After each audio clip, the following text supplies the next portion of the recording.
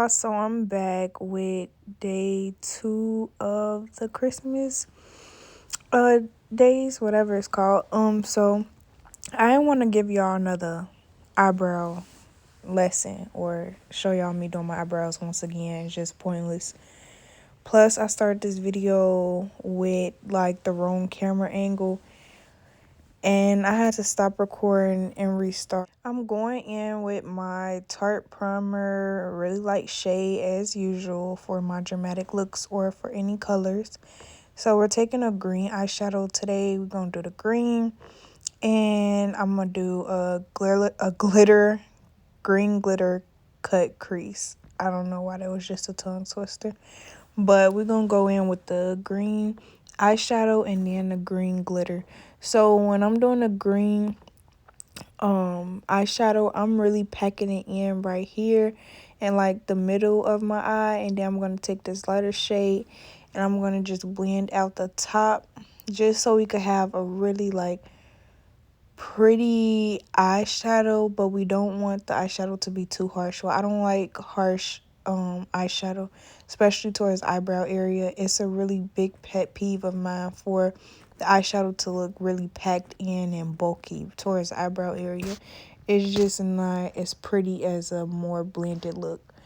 So I'm really giving y'all like a cut crease tutorial in this video because I didn't edit this part out. I edited a lot of this video just because I'm doing this Christmas looks and all these dramatic looks. So I need like a lot of time to actually do the looks. So I don't want to spend too much time with the editing parts.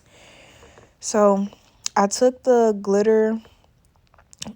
Well, I couldn't find my primer. So I took my regular skin primer and some really sticky lip gloss and I mixed it together and I'm using it to do my cut crease on my eyes. So I have a hooded eye, so when you have a hooded eye you do have to go like above the hood. You make kind of like a half moon shape. You don't really want to focus on the crease. If you have a hooded eye, you don't want it to be in a crease because as I did in my first video, you could kind of see like, but I wasn't doing a cut crease. I was just doing a glitter look and it was something else. But anyway, when you have a hooded eye and you're doing a cut crease, you want to do a half moon shape. You don't want to focus on the actual crease of the eye because it's not going to give a dramatic look. It won't pop as much if you just go underneath the hood. You have to go above the hood and drag it across like that. Drag it up, across, down, whatever. So I'm using this eyeshadow palette. It's all glitter. I got it from Ruby Rose makeup store, but that store no longer exists. So it was by Forever 21. So they do sell these products. This is the Hypnotic makeup palette, I believe. Or Hypnotize, something. I showed it to you guys. You could feel free to rewind and look at it again. But I mixed two different greens. I used like the really dark green and it was like a medium green color. And I mixed those two greens together and I'm just really packing this onto my eyelids inside of the cut crease. When you do the cut crease, you want to really pack it in there, especially with the glitter. And this is like a glitter palette, so it's really, I don't know how to explain it, but it's kind of hard to use in glitter palettes. Like, it took me a really long time to master how to use glitter palettes. This is not an easy process at all, and I would never tell anybody this is easy because it took me a long time, like super long. At this point, I just wanted to make sure that my eyes was giving. They was giving. So I'm doing the middle of my face as I would any natural beat.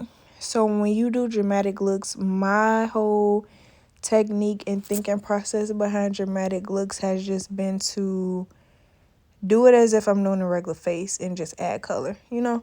So this is my thought process. I had to really outline my face and see exactly where I wanted to put the glitter portion of my face. And I drew on my face with this matte lipstick. It was a brown shade.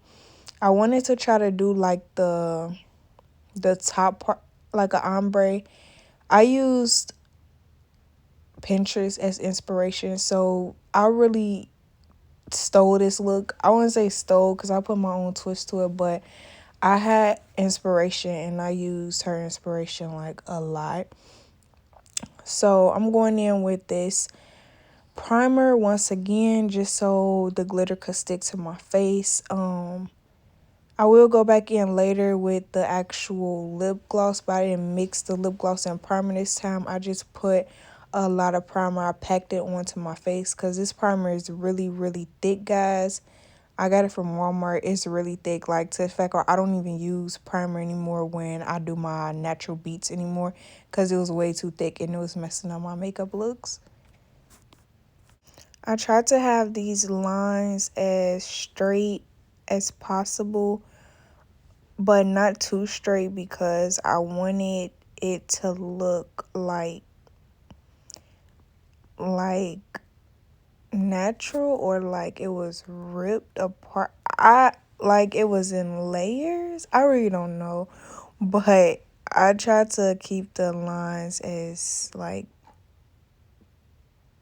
straight as possible. I'm gonna just say that again. So I use a really small makeup brush, and thin as well, to just outline my face so I could know exactly where this glitter was going.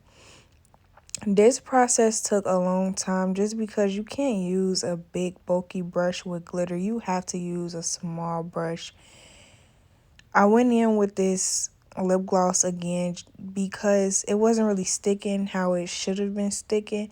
Even though the primer was thick, it's thick, not sticky. So I had to mix the lip gloss so it could really stick to my face.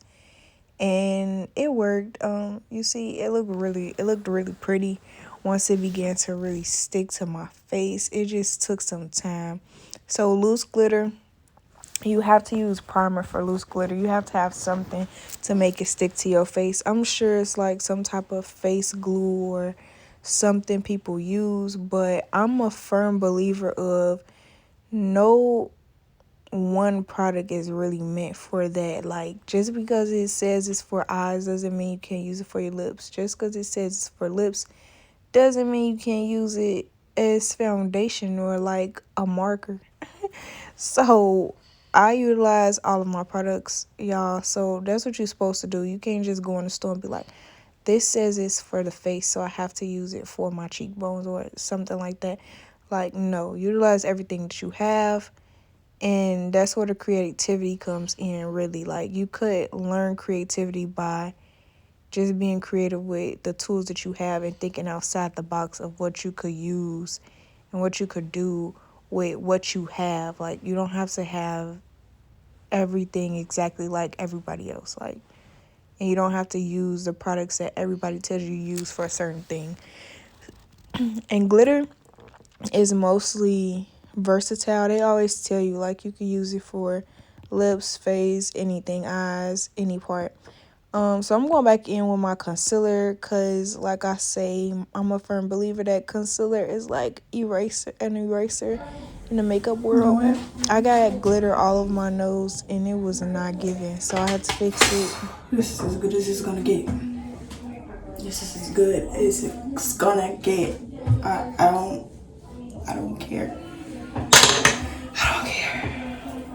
Now I'm going in this look with this red oil paint. I mixed two different reds together because one was too bright, one was too dark. So what do? You mix, of course. So I started off with this big brush, but it wasn't giving straight lines. So I got a smaller brush and I chose to outline each part that I was going to do red just for straighter lines, straighter looks, it's more neat. So that's what I did.